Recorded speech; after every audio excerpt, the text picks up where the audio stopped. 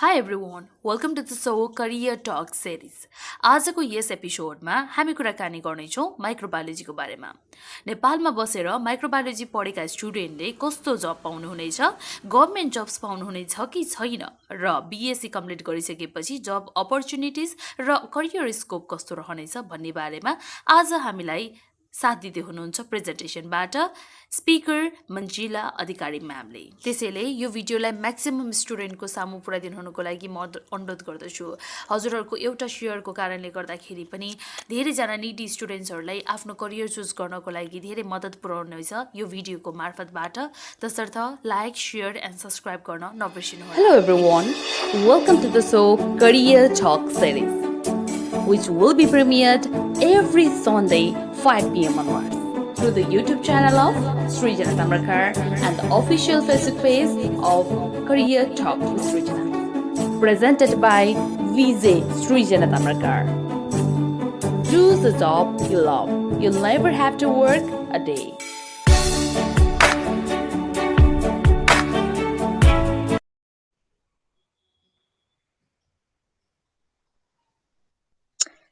Hello everyone, it's me Manjila Adhikari, PhD candidate, Huazhong University of Science and Technology. Today I'm going to introduce about microbiology as an interdisciplinary field. First, let's move to simple introduction of microbiology. What is microbiology? Microbiology, like simply bhasama भन्नुपर्दा, microbiology is a study of microorganism. Then what are microorganisms? Microscopic organism which may exist in its single cell form or a colony of cells are microorganisms. So they are bacteria, algae, fungi, protists, viruses. Microorganism र microbiology को simply introduction पछि म microbiology को history तर्फ जाँदैछु। यो माइक्रोबायोलोजीको first माइक्रोअर्गानिजम observe गर्ने चाहिँ 16th सेन्चुरीमा एन्टोनी भेन ल्युइनविकले चाहिँ फर्स्ट टाइम अब्जर्भ गरेका थिए। तर उनले चाहिँ त्यो अब्जर्भ गरेको चाहिँ त्यतिखेर रिकग्नाइज भएको थिएन। यसको पछाडि एउटा स्टोरी छ। ऊ चाहिँ उसको टेक्सटाइल बिजनेस थियो। त्यसको लागि चाहिँ उसले राम्रो क्वालिटीको कटन चाहिँ छान्नु पर्ने हुन्थ्यो। त्यसको लागि उसले आफैले एउटा लेन्स बनाएको थियो। अनि त्यो लेन्सले चाहिँ कटनको क्वालिटी चेक गर्दा गर्दै उसलाई मिल्क, सिवेजहरू अनि अरू पनि चेक गर्न मन लाग्यो। त्यसपछि उसले माइक्रोअर्गानिजम अब्जर्भ गर्यो अनि उसलाई त्यो फाइन्डिङ इन्ट्रेस्टिङ लाग्यो। उसले रोयल सोसाइटीलाई पनि यो फाइन्डिङ लेटर लेखेर पठाएको थियो, तर त्यतिखेर त्यति रिकग्नाइज भएन। पछि चाहिँ जब माइक्रोबायोलोजी फिल्ड स्ट्याब्लिस भयो अनि उसको लेटरको थ्रुबाट चाहिँ हामीलाई के थाहा भयो भने 16th सेन्चुरीमै एन्टोनी भेन ल्युइनविकले चाहिँ माइक्रोअर्गानिजम अब्जर्भ गरेका रहेछन् भनेर थाहा भयो। त्यसपछि 18th सेन्चुरीमा चाहिँ लुई पास्चर, सायद यो हामीले हाम्रो स्टडीको कोर्स बुकमा पनि उनको बारेमा पढेको छौँ होला। उनलाई चाहिँ फादर अफ माइक्रोबायोलोजी पनि भनिन्छ।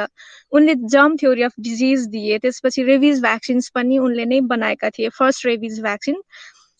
जर्म थ्योरी अफ डिजिजले चाहिँ के भन्छ भने जहाँ डिजिज हुन्छ त्यहाँ जर्म हुन्छ। जर्ममा चाहिँ माइक्रोअर्गानिजम्सहरू इन्क्लुडेड हुन्छन्। त्यसपछि उनको त्यो फाइन्डिङ सँगै माइक्रोबायोलोजीको चाहिँ एउटा फिल्ड स्टार्ट भयो। अब माइक्रोबायोलोजी फिल्डकै फादर चाहिँ कुन ब्याकग्राउन्डबाट थियो होला जस्तो लाग्ला। उनी चाहिँ फिजिक्स र केमिस्ट्री, उनीसँग फिजिक्सको पनि डिग्री थियो, त्यसमाथि केमिस्ट्रीको पनि थियो।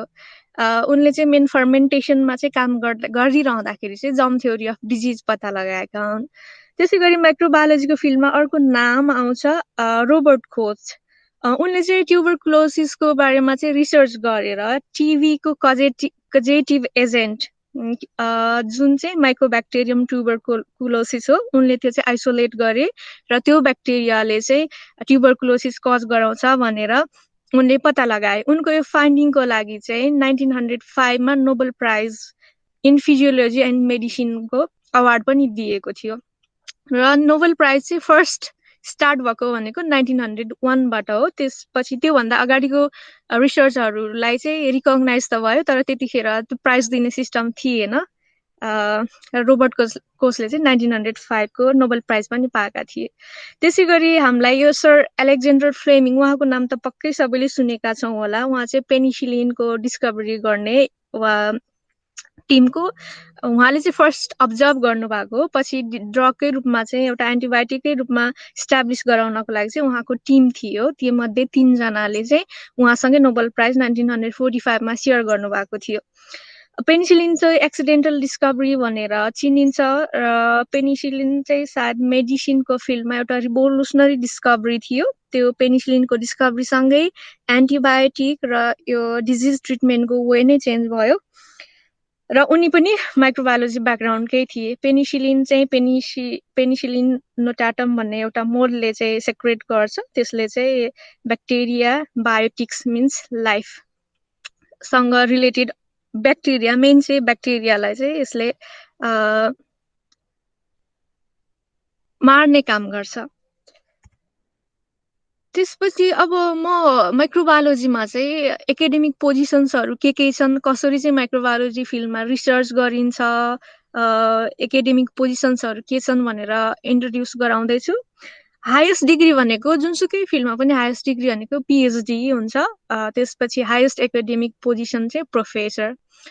अब माइक्रोबायोलोजीकै केसमा भन्नुपर्दा फर्स्टमा हाई स्कुल, हजुरले त्यसमा बायोलोजी चाहिँ मेन स्ट्रिम लिएर पढ्नु पर्यो। त्यसपछि इन्ट्रान्स एक्जाम कन्डक्ट भइरहेको हुन्छ बिएससीको लागि। तपाईँले त्यसमा एपियर भएर बिएससी माइक्रोबायोलोजी 4 इयर्स कोर्स गर्नुहुन्छ। त्यसपछि 4 इयर्स कोर्स पछि तपाईँले एमएससीको लागि फेरि इन्ट्रान्स दिनुपर्ने हुन्छ। त्यो इन्ट्रान्स एक्जाम क्रस गरिसक्नु भएपछि चाहिँ एमएससी गर्नुहुन्छ। एमएससीको चाहिँ हेरी हुन्छ। अब नेपालको कन्टेक्स्टमा 2 इयर्स छ, कतै 3 इयर्सको पनि हुन्छ। त्यो एमएससीको कोर्स एमएससी चाहिँ सकेपछि तपाईँको पिएचडीको सुरु हुन्छ। पिएचडीको लागि चाहिँ तपाईँले बिएससी र एमएससीमा चाहिँ कुन फिल्डमा चाहिँ रिसर्च गर्नुभएको छ, त्यसपछि तपाईँले प्रपोजल के रेडी गर्नुहुन्छ। तपाईँको पिएचडीको लागि तपाईँको रिसर्च प्रपोजल प्लानिङ हुनुपर्छ अनि त्योको आधारमा तपाईँलाई पिएचडीमा एडमिसन दिइन्छ। त्यसपछि पिएचडी पछि पनि हजुरले चाहिँ पोस्ट डक भनेर हायर लेभलको काम गर्न सक्नुहुन्छ। त्यो चाहिँ यो चाहिँ एकाडेमिक डिग्री चाहिँ भएन, तर यो चाहिँ एकाडेमिक पोजिसन्स भयो। यसपछि चाहिँ तपाईँहरूको चाहिँ एकाडेमिक पोजिसन्समा एज अ एसिस्टेन्ट प्रोफेसर यो भइसकेपछि तपाईँहरू निश्चित एउटा इन्स्टिट्युसनहरू, युनिभर्सिटीहरू, रिसर्च सेन्टरहरूसँग चाहिँ आबद्ध हुनुहुन्छ। त्यसपछि एसिस्टेन्ट प्रोफेसर पछि एसोसिएट प्रोफेसर र फाइनली प्रोफेसर बन्नलाई सजिलो रहेनछ भन्ने कुरो यहाँबाट पनि प्रुभ हुन्छ। त्यसपछि कोर्स कन्टेन्टमा जाउँ। कोर्स कन्टेन्टमा हेर्दाखेरि चाहिँ बिएससी माइक्रोबायोलोजीमा चाहिँ फर्स्ट इयरको कोर्समा चाहिँ जनरल माइक्रोबायोलोजीको बारेमा इन्फर्मेसन दिइन्छ। त्यसमा साथसाथै केमिस्ट्री अनि बोटनी अर जुलोजी तपाईँले एउटा चुज गर्न सक्नुहुन्छ। त्यो पनि गइरहेको हुन्छ। यो केमिस्ट्री बोटनी जुलोजी पनि किन पढिरहनु परेको होला जस्तो लाग्ला, तर यसको इम्पोर्टेन्ट तपाईँहरूले बुझ्नुहुन्छ। त्यही भएर मैले चाहिँ माइक्रोबायोलोजी इन्टरडिसिप्लिनरी फिल्ड भनेको। जस्तै तपाईँ यो मटेरियल साइन्ससँग रिलेटेड तपाईँ केही बायोमटेरियलहरू बनाउन चाहनुहुन्छ भने तपाईँले केमिस्ट्रीको नलेज एकदमै जरुरी हुन्छ। त्यसपछि सेकेन्ड इयरमा biochemistry and microbial biotechnology chemistry हामी कन्टिन्यू गरि नै रहन्छौँ। त्यसपछि बोटनी एन्ड जुलोजीको एउटा हजुरलाई जुन प्रिफर लाग्छ त्यो एउटा लिएर त्यो कन्टिन्यू गर्छौँ। त्यसपछि एप्लाइड स्ट्याटिस्टिक्स भन्ने आउँछ। यो चाहिँ डाटा एनालाइसिसको लागि तपाईँहरूलाई डिफ्रेन्ट टेस्टहरू कसरी गर्ने भनेर यसमा दिएको हुन्छ। त्यसपछि थर्ड इयरमा मोलिकुलर एन्ड सेल बायोलोजीको कुरा आउँछ। Pharmaceutical microbiology and quality management, bio informatics, research methodology. यो रिसर्च मेथोडोलोजी चाहिँ हामीले रिसर्च कसरी गर्ने, रिसर्चमा चाहिँ फर्स्ट स्टार्टिङ हाइपोथेसिस कसरी सेट गर्ने, तपाईँले रिसर्चलाई कसरी इभ्यालुएट गर्ने, ती बारेमा इन्फर्मेसनहरू दिएको हुन्छ।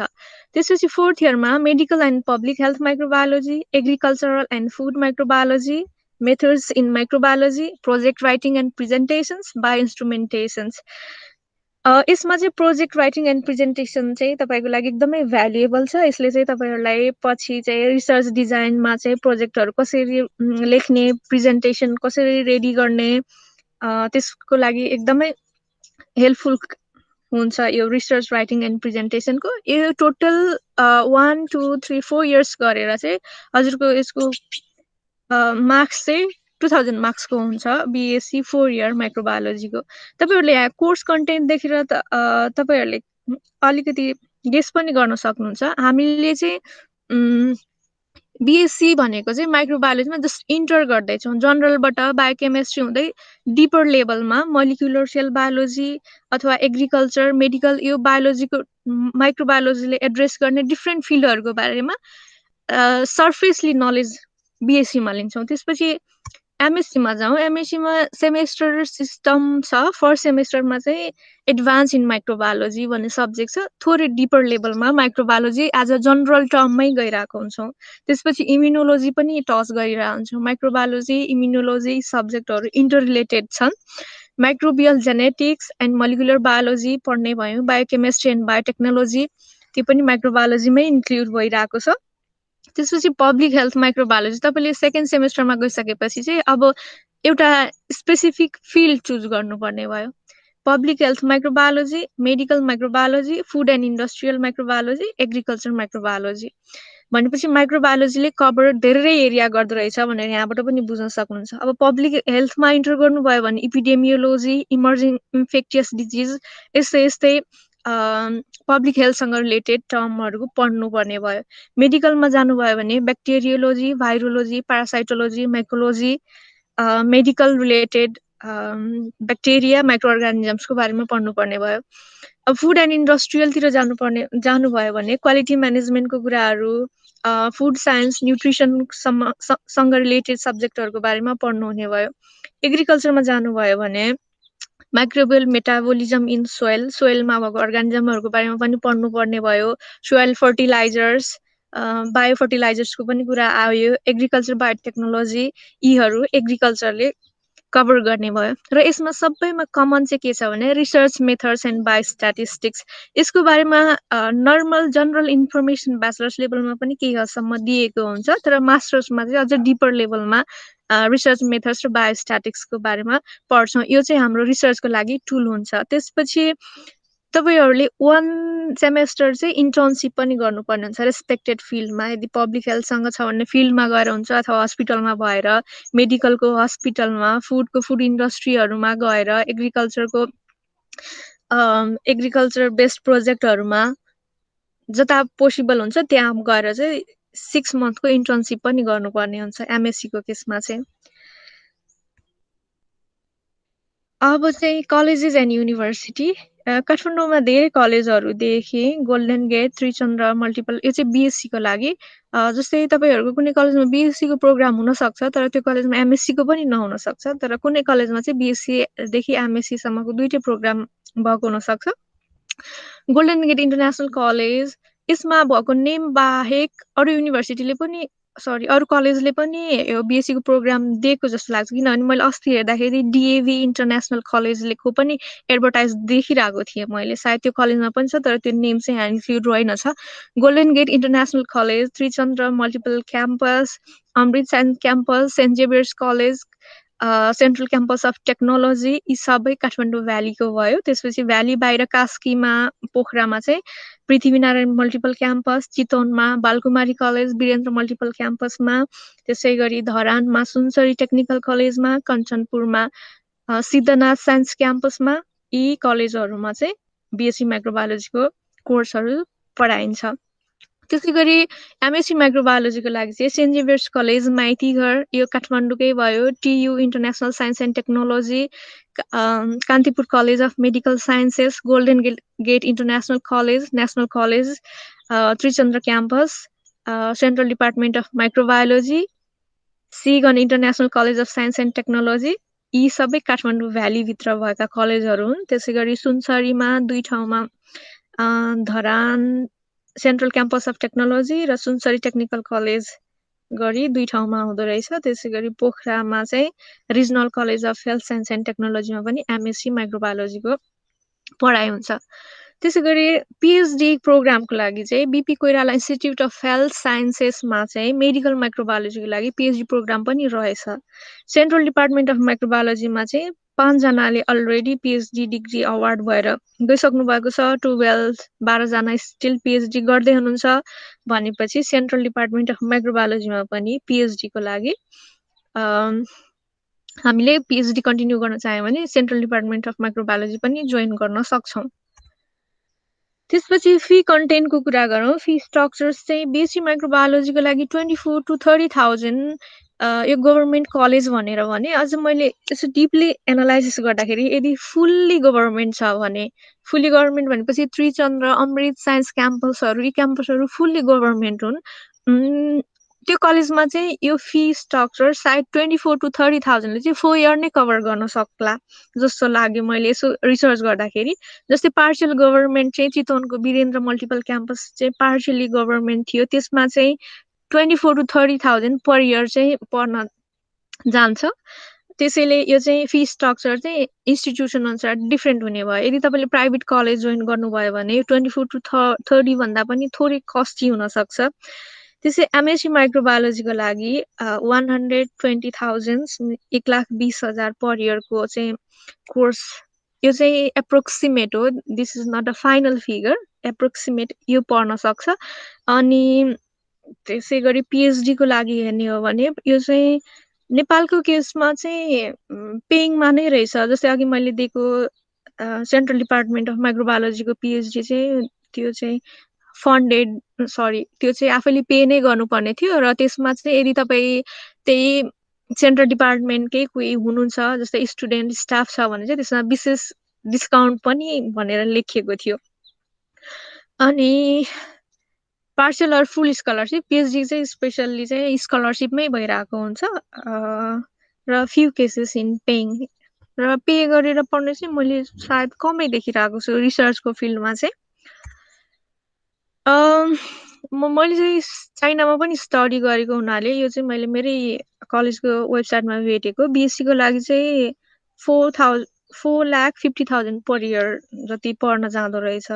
भनेपछि तपाईँले कम्पेयर गर्न सक्नुहुन्छ नेपाल र बाहिरको स्टडी कति डिफ्रेन्स छ।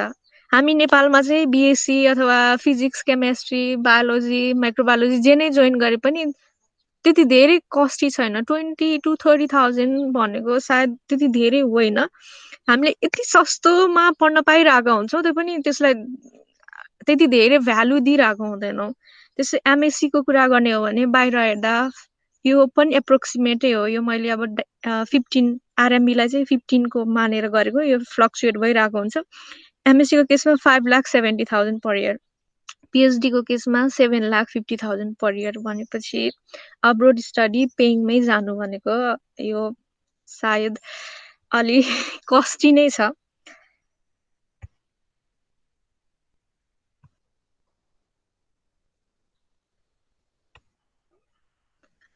मैले चाहिँ अब स्कोप के छ माइक्रोबायोलोजीको बारेमा भनेर एकदमै रेज भइरहेको क्वेसन छ। किनभने माइक्रोबायोलोजीसँग रिलेटेड डिफ्रेन्ट फिल्डहरूमा लिएर प्रोटेस्ट पनि भइरहेको थियो। त्यसैले मैले चाहिँ इक्जाम्पल दिन चाहेँ। रिसर्च ब्याकग्राउन्ड, मैले चाहिँ हायर स्टडीसँग रिलेटेड जो साइन्स मेन स्ट्रिम चुज गरेर पढ्नुहुन्छ उहाँको मैले फ्युचर देखेको र करियर देखेको भनेको रिसर्चमा नै हो। र रिसर्च ब्याकग्राउन्डमा हेर्दाखेरि चाहिँ उहाँ प्रोफेसर याङ क्वाङ, उहाँ चाहिँ हुवाजोङ युनिभर्सिटीको प्रोफेसर हुनुहुन्छ। उहाँ मेरो पनि प्रोफेसर हुनुहुन्छ र एज अ प्रोफेसर पनि हामीले कन्टिन्यू गर्न सक्ने भयो। त्यसै गरी उहाँ चाहिँ ए वेलियाङ, बेजिङ ट्रिचङ बायोमेडिकल टेक्नोलोजीको चाहिँ सिइओ हुनुहुन्छ। उहाँ पनि रिसर्च ब्याकग्राउन्डकै हुनुहुन्थ्यो। आफ्टर मास्टर्स चाहिँ उहाँले कम्पनीमा बायोमेडिकल फिल्डसँग रिलेटेड कम्पनीमा नै इन्भेस्ट गर्नुभयो र अहिले उहाँको सिइओ हुनुहुन्छ। त्यसै गरी चोङ छुन्यान, उहाँ चाहिँ इन्टरनेसनल्ली फेमस हुनुहुन्छ। उहाँको कम्पनीसँग रिलेटेड एउटा इन्ट्रेस्टिङ कहानी छ। उहाँ चाहिँ प्योर माइक्रोबायोलोजी फिल्डको नै हुनुहुन्छ। जस्तै उहाँको स्टडीकै दौरानमा चाहिँ उहाँले एउटा स्ट्रेन पत्ता लगाउनु भयो, एसिटोब्याक्टर जाइलिनमको स्ट्रेन। जस्तै एसिटोब्याक्टर जाइलिनमले चाहिँ सेलुलोज प्रड्युस गर्छ। हामीले उसलाई ग्लुकोज दियौँ भने उसले प्योर फर्मको सेलुलोज, त्यो चाहिँ प्लान्ट सेलुलोज भन्दा एकदमै प्योर फर्मको सेलुलोज हुन्छ। र जुन सेलुलोज चाहिँ हामीले बायोमटेरियलदेखि लिएर चाहिँ फुडहरूमा समेत युज गर्न सक्छौँ। उहाँले पत्ता लगाउनु भएको त्यो न्यू स्ट्रेनको बाट चाहिँ त्यसलाई पेटेन्ट गर्नुभयो। पेटेन्ट भनेको चाहिँ त्यो चाहिँ यो फाइन्डिङ चाहिँ पर्टिकुलर पर्सनको मात्रै हो है भनेर चाहिँ त्यो एउटा सर्टिफिकेट टाइपको हुन्छ। त्यो पेटेन्ट भइसकेपछि चाहिँ उहाँले इन्डस्ट्री त्यही त्यही स्ट्रेनको सेलुलोज प्रड्युसिङ अर्गानिजम युज गरेर चाहिँ उहाँले सेलुलोज प्रड्युस गर्न थाल्नुभयो। त्यो अब ल्याबदेखि लिएर इन्डस्ट्रीहरूमा पनि सप्लाई गर्न मिल्ने भयो।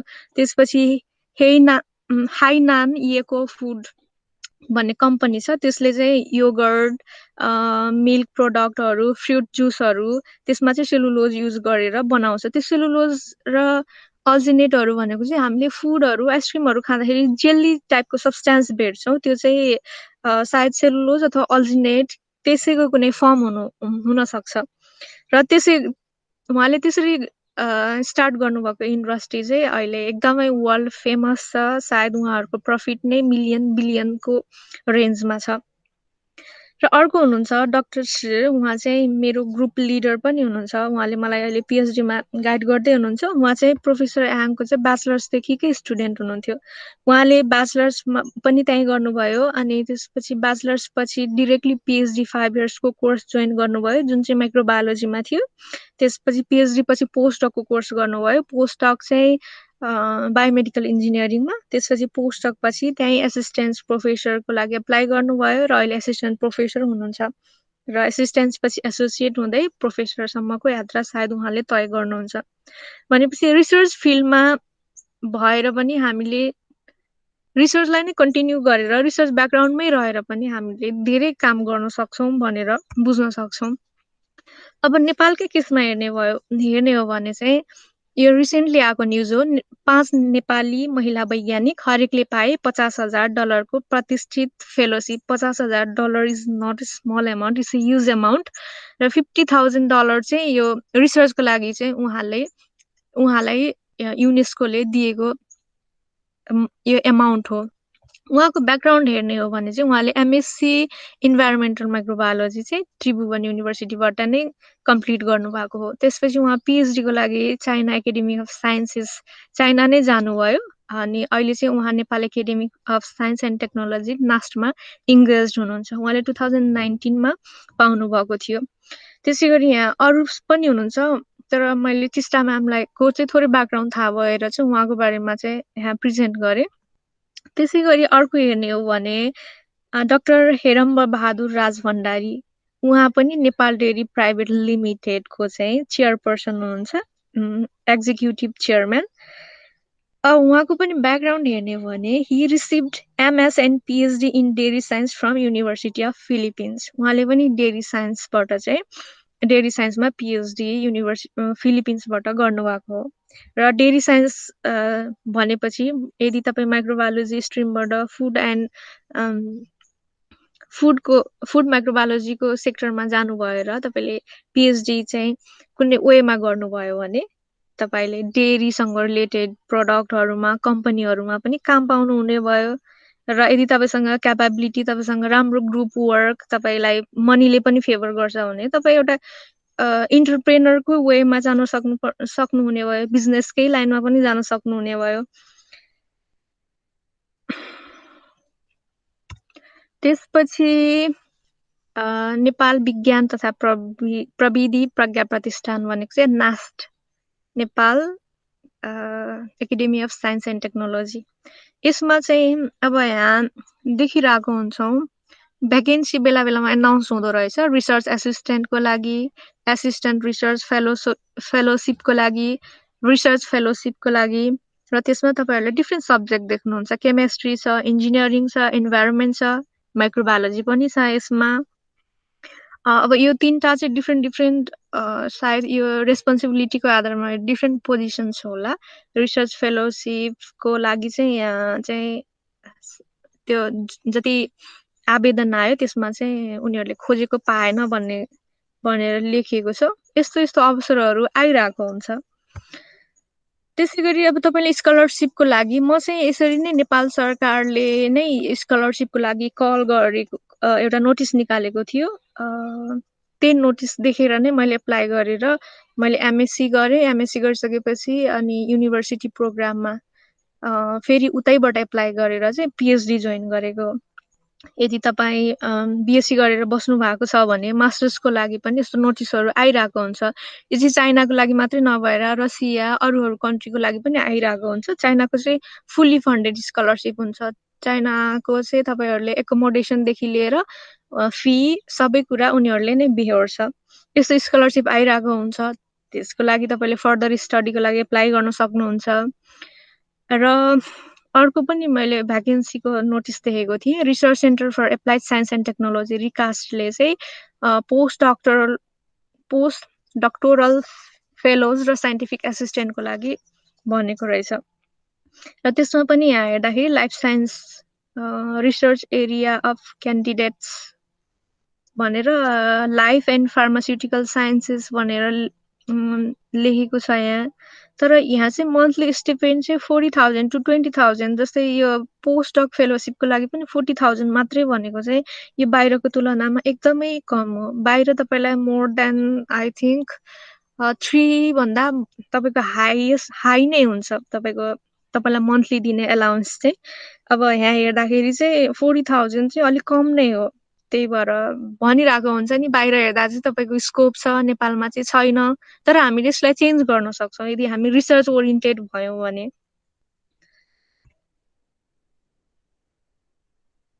अब करियर मैले इक्जाम्पल सबै दिएर करियरको बारेमा कुन फिल्ड टच गर्छ त मैले बताइ नै सकेँ। तर यसलाई समराइज गर्ने हो भने हामी चाहिँ बिएससी एमएससी अथवा माइक्रोबायोलोजी लाइनमा आइसकेपछि चाहिँ हामीले कुन एरियामा काम गर्न सक्छौँ। हामी हस्पिटल ल्याबोरेटरिजमा काम गर्न सक्छौँ, फार्मास्युटिकल म्यानुफ्याक्चरर्समा काम गर्न सक्छौँ, इन्जाइम प्रोड्युसिङ इन्डस्ट्रिजहरूमा काम गर्न सक्छौँ, पब्लिक हेल्थ प्रोजेक्टमा जान सक्छौँ, हेल्थ डिपार्टमेन्टमा जान सक्छौँ, फरेन्सिक ल्याबोरेटरिजहरूमा।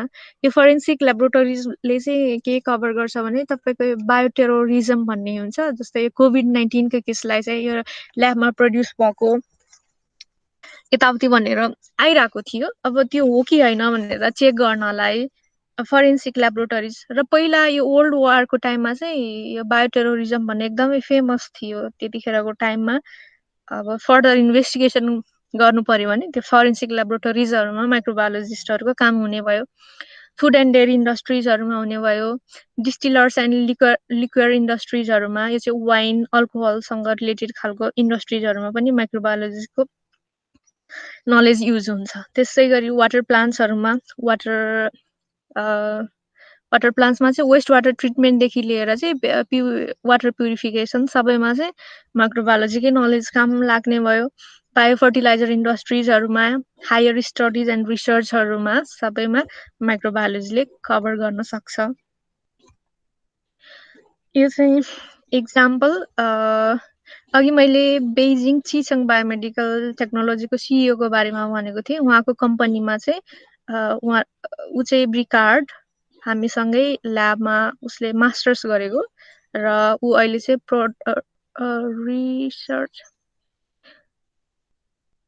रिसर्च एन्ड डेभलपमेन्ट इन्जिनियरको रूपमा चाहिँ यही कम्पनीमा उसले काम गर्दैछ।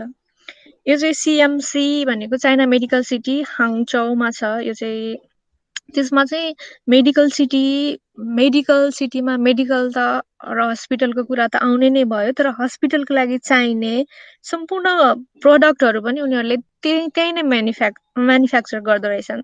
त्यही भएर त्यो एउटा इन्डस्ट्रियल सिटी प्लस चाहिँ मेडिकल सिटीको रूपमा फेमस रहेछ।